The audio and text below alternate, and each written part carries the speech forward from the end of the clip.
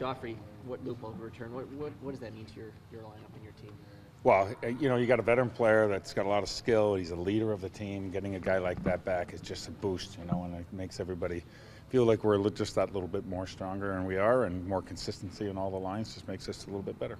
Peter, does sticking them on that line allow the bench to manage their minutes, given how long it's been since they've been back in active duty really at this level? Well, it does that too, and he's been out for a while, so you stick him up on a line, the timing may be off. You expect that the game isn't exactly the way he left it, and so you got to get it back in and get him going, and it also gives us some strength on those lines. If you're matching up against a third pair, you might have an ability to take advantage of that as well. But he seems like he's skating real well. He's practicing real well. Joffrey's been injured a lot during his career, and he was saying mentally he found this one particularly challenging. Did you see much evidence of that yourself, or is that something internally maybe he's feeling? I thought his work ethic and his recovery was very, very good. He looked like he was working hard all the time. He was jumping. He came right out of it. The first practice, he looked like he was skating well and shooting the puck well. I think that he's a real pro that tries to do the right things, and he seems to prepare very well. The lines probably don't look like you guys had drawn up in the summertime right now, but you wanted this balance that you talked about, and by whatever circumstance, do you think this might be close to what you wanted?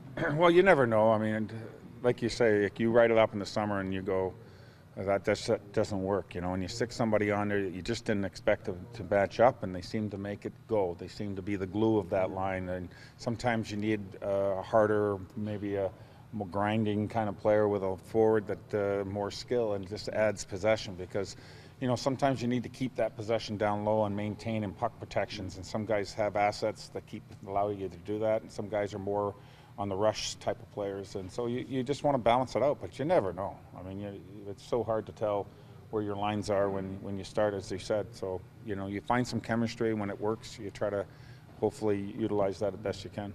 Replacing Roman Polak's not going to be easy. Boy, he did so many things for you, Peter. How do you move forward? And I guess is it just by committee here trying to replace his talents? Well, like you said, he's done such a great job. He's been a leader in the room. He's done a really good job in a lot of areas on the penalty kill and the defensive side. He's a strong, heavy guy that's really been really good for our team. You give everybody gets an opportunity now. People get to step up and play more minutes in different situations, and that's also what it's about. They're showing the character, showing the team to be able to step up in those areas.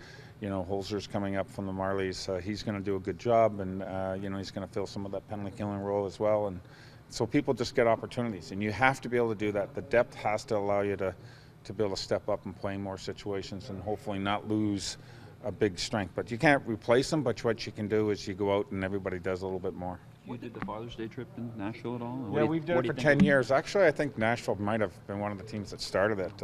I think we did it for a long time. We've never done kids trips, wives trips, or any of those type of things, but we did it for a long time. It's a really nice thing. I mean, you get the chance, your father gets to see it. I know my father's passed away, but he would have loved this. Being able to come to a game like this, and especially being here in Canada, that would have been special for him. But fathers love it. They get a chance to go out. We have a dinner with them. They get the chance to say something about their kid and embarrass their kid, since they embarrass them for most of their lives. So, they get to talk about each other. But it's very emotional. I think once you make it, you get to the NHL, you've done something that you've always wanted to do.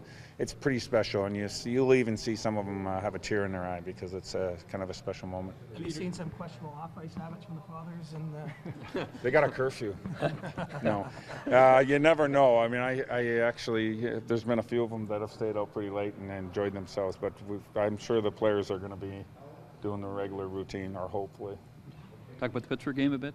Clearly, you've seen a lot of Sydney the last. Yeah, they're obviously a very, very dangerous team. I mean, they've got so much going. Their power play is special, obviously, and top in the league, and they're so dangerous in so many ways that you really just got to really concentrate on yourselves and how are we playing? Are we playing our best game? Are we playing our systems and keying on how we want to play? Obviously, we're aware of who's on the ice when Crosby's out there, Malkin's out there, but they're balancing it out. They're changing their lines a little bit. They've got Spalling up in the top line, and they've got Kunitz with Malkin. So they're changing things around a little bit, and not just to keep it fresh, keep teams off guard, but we have to worry about how we're going to play. And when we're playing our game, we certainly are a better team. You guys won't have a last line change either. No, it'll be an interesting challenge, but you know, everybody has to play on the road and everybody plays at home. So Randy certainly knows you know, how to get around that sometimes. So you're going to get a few times where you get the wrong matchup, and the guys just have to be able to step up to the plate and keep him at bay. Don't give him the quality chances and try to